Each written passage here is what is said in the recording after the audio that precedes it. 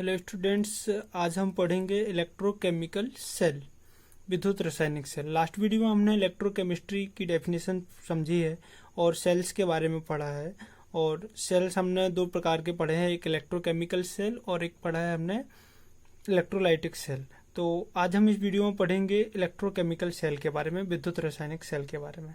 तो जितने भी सेल बेसिकली सेल रिएक्शंस होते हैं वो रेडॉक्स पर बेस्ड होते हैं, इसलिए हम इलेक्ट्रोकेमिकल सेल पढ़ने से पहले सबसे पहले हम समझ लेंगे रेडॉक्स क्या है ना। तो रेडॉक्स जो है वह होता है रिडक्शन एंड ऑक्सीडेशन। मतलब ये रेडॉक्स एक ऐसा प्रोसेस है जिसमें ऑक्सीडेशन एंड रिडक्शन क्या होता है, एक साथ होते हैं, उसे हम क्या कह देते हैं, रेडॉक्स कहते हैं। तो रेडॉक्स का आरी है ये वो लिया गया है रिडक्शन से, और जो आपका डी रेड जो लिया गया है RED वो रिडक्शन से लिया गया है, और जो OX लिया गया है वो लिया है ऑक्सीडेशन से।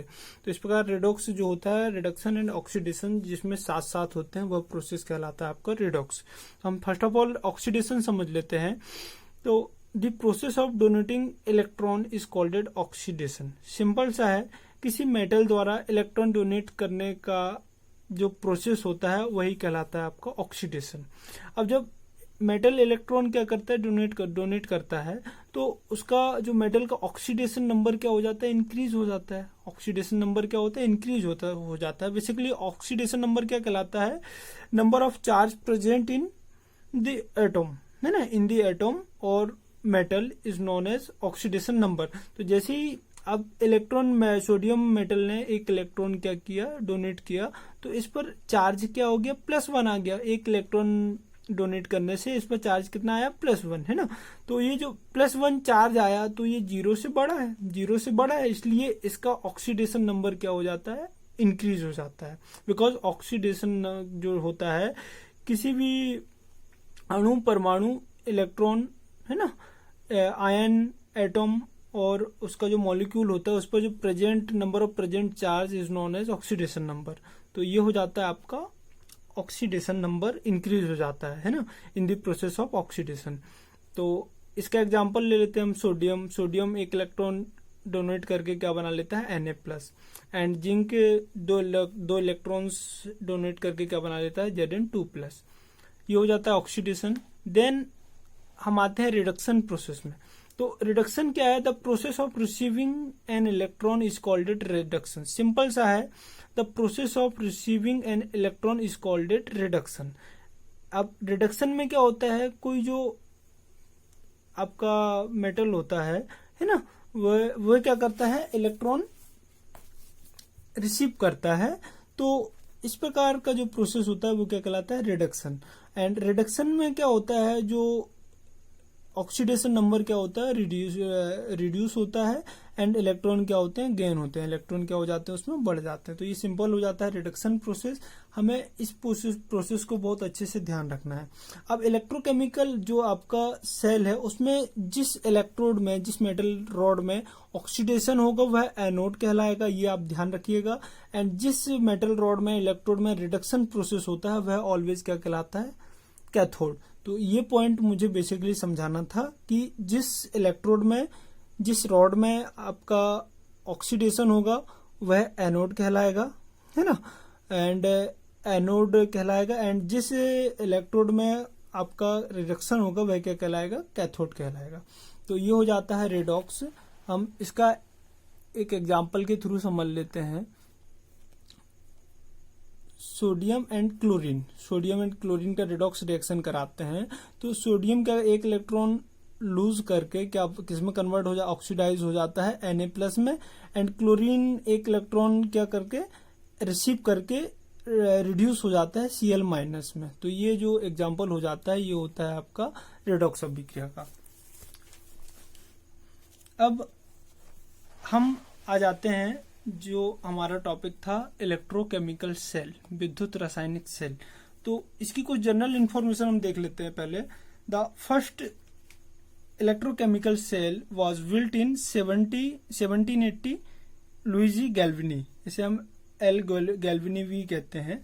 And in 1800 by Alessandro बोल्टा।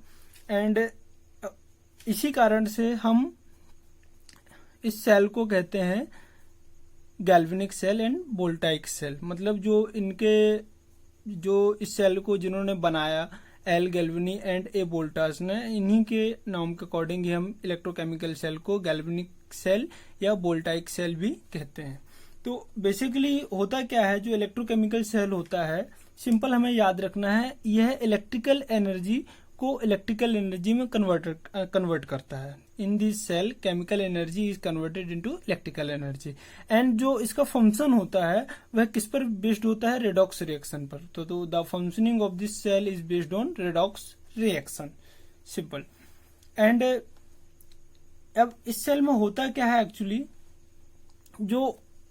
चूंकि रेडॉक्स क्या है आपका, ऑक्सीडेशन एंड रिडक्शन। तो इस सेल में जो ऑक्सीडेशन एंड रिडक्शन होता है, यह दो सेपरेटेड वेसल में होता है ना, दो अलग अलग वेसल में होता है। एंड ये जो वेसल होते हैं आपस में किसके द्वारा जुड़े होते हैं, एक इन्वर्टेड यू ट्यूब होता है जिसे हम सॉल्ट ब्रिज कहते हैं, उसके द्वारा क्या होते हैं, जुड़े होते हैं। तो ये कुछ जनरल डिस्क्रिप्शन हो जाता है किसका, इलेक्ट्रोकेमिकल सेल का। बहुत ही ध्यान से समझना है, बहुत ही मोस्ट इंपोर्टेंट टॉपिक है इस चैप्टर का ये। अब इसका हम कंस्ट्रक्शन देख लेते हैं। इलेक्ट्रोकेमिकल सेल में दो सेपरेटेड वेसल होते हैं, है ना, दो सेपरेटेड वेसल होते हैं। एक जो वेसल होता है उसमें जिंक की रॉड जिंक सल्फेट के एक्वस सॉल्यूशन में डूबी हुई होती है, एंड दूसरे जो सेपरेटेड वेसल होता है उसमें कॉपर की रॉड कॉपर सल्फेट के एक्वस सॉल्यूशन में क्या हुई होती है, डूबी हुई रहती है।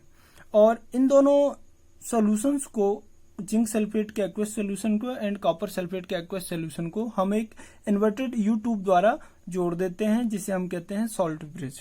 ओके। एंड होता क्या है कि चूंकि ये जो सोल्यूशन है ये क्या एक्वस है, एक्वस है मतलब हमने जिंक सल्फेट को किसमें मिलाया है, जल में। तो जल में जिंक सल्फेट मिलाने पर होता क्या है, यह जो जिंक सल्फेट होता है, जिंक सल्फेट, यह Zn2+ एंड SO4 2-, यह अपने आयनों में क्या हो जाता है, टूट जाता है। मतलब जैसे ही हम जिंक सल्फेट को जलीय विलयन तैयार करते हैं तो जिंक सल्फेट को जल में मिलाना होता है, पानी में मिलाना होता है। तो जैसे ही हम जिंक सल्फेट को वाटर में मिलाते हैं तो वह अपने Zn2+ एंड SO4 2- आयन में क्या हो जाता है, आयनाइज्ड हो जाता है। सिमिलरली Cu कॉपर सल्फेट भी अपने आयनों में डिवाइड हो जाता है, Cu2+ एंड SO4 2-। ये प्रोसेस जनरली, इसका मतलब ये है जो जिंक सल्फेट का एक्वस सोल्यूशन होता है उसमें क्या होते हैं, zinc ion and sulphate ion. Similarly copper sulphate के विलयन सोल्यूशन में भी क्या होते हैं, copper ion and sulphate ion. And अब जैसे ही हम जिंक रॉड को इस जिंक सल्फेट के वेसल में, जिंक सल्फेट जिस वेसल में भरा है उसमें हम क्या करते हैं, डुबाते हैं, है ना, डिप करते हैं। तो जिंक जो धातु होती है, जिंक का जो इलेक्ट्रोड होता है वह क्या होता है, ऑक्सीडाइज होता है। ऑक्सीडाइज होकर क्या होता है, यह जिंक आयन आपका किसमें घुलने लग जाते हैं, इस जिंक सल्फेट के विलयन में। एंड इलेक्ट्रॉन किसमें रह जाते हैं, जिंक धातु में। इलेक्ट्रॉन जो रहते हैं वो किसमें रह जाते हैं, इस जिंक के मेटल में। क्योंकि इलेक्ट्रॉन जो होते हैं हमें पता है वह सॉल्यूशन में मूव नहीं कर सकते, वो ओनली किसमें मूव करते हैं, मेटल में मूव करते हैं। तो ये जो जिंक आयन जो रहते हैं, जिंक आयन रहते हैं, वो किसमें डिसॉल्व हो जाते हैं, जिंक सल्फेट के एक्वस सॉल्यूशन में, और जो इलेक्ट्रॉन रह जाते हैं वो जिंक में ही रह जाते हैं।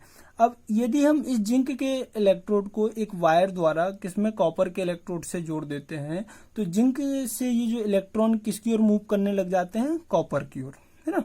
एंड कॉपर में पहुंच करके ये इस सल्फेट, चूंकि इस सल्फेट में क्या आ गया, इलेक्ट्रॉन की अधिकता हो गई है ना, तो ये इलेक्ट्रॉन क्या हो जाते हैं, इस कॉपर सल्फेट, इस कॉपर Cu2+ आयन को क्या होते हैं, से मिलकर Cu2+ को किस में रिड्यूस कर देते हैं, कॉपर में रिड्यूस कर देते हैं। मतलब होता क्या है, जिंक सल्फेट जो जिंक की रॉड होती है धीरे धीरे क्या हो जाती है, डिसॉल्व होती जाती है इसमें Zn2+ के रूप में। तो ये धीरे धीरे क्या होती जाएगी, पतली होती जाएगी। और यहाँ से इलेक्ट्रॉन कंटिन्यू मूव करते हुए कहाँ पहुंच जाते हैं, आपके कॉपर के इलेक्ट्रोड में है, कॉपर के इलेक्ट्रोड में। तो वहां पर ये कॉपर आयन को क्या कर लेता है, एक्सेप्ट करके, है ना, उनको रिसीव करके किस में रिड्यूस हो जाता है, कॉपर में रिड्यूस हो जाता है, और धीरे धीरे ये इलेक्ट्रोड जो होता है क्या हो जाता है, मोटा होता जाता है। तो इस प्रकार देखते हैं यहाँ जिंक आयन की जो क्वांटिटी है वो बढ़ती जाती है, एंड यहाँ पर क्या हो जाता है, चूंकि कॉपर आयन इसमें इसके जो इलेक्ट्रॉन होते हैं कॉपर इलेक्ट्रॉन में उसके द्वारा रिसीव कर लिए जाते हैं, तो यहाँ SO4 सल्फेट आयन की क्या हो जाती है, अधिकता होती जाती है। तो ये सल्फेट आयन साल्ट ब्रिज के थ्रू कहाँ पहुंच जाते हैं, यहाँ पर, और ये जो जिंक आयन होते हैं ये कन्वर्ट होकर यहाँ पर पहुंच जाते हैं। तो इस प्रकार ये इसका वर्किंग होता है, जिसे आपको बहुत ही ध्यान से समझना है ना। अब इसका जो रिएक्शन होता है हम वो समझ लेते हैं। तो ये मैंने जो अभी डिस्कस किया आप लोगों से उसकी थ्योरी है, एंड जो वर्किंग डिस्कस करी मैंने वो है ना। तो एक्चुअली होता क्या है, एनोड पर हम देखते हैं जो एनोड होता है वो क्या होता है, जिंक का होता है। और एनोड को हम माइनस में क्यों लेते हैं, क्योंकि उस पर ऑक्सीडेशन होता है ना। ऑक्सीडेशन हुआ तो हुआ क्या, उसमें इलेक्ट्रॉन की संख्या बढ़ गई थी, इसलिए इसको क्या लेते हैं, माइनस लेते हैं एनोड को।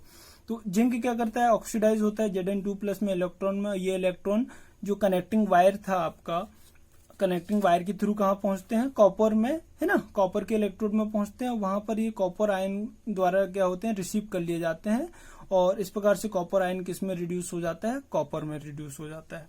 तो इसका जो सेल रिएक्शन होता है वो होता है, तो ये इलेक्ट्रॉन आपके रिमूव हो जाएंगे, क्या हो जाएगा, Zn+Cu2+ एंड इक्विलिब्रियम स्टेट हो जाएगा आपका ये Zn2+ एंड Cu।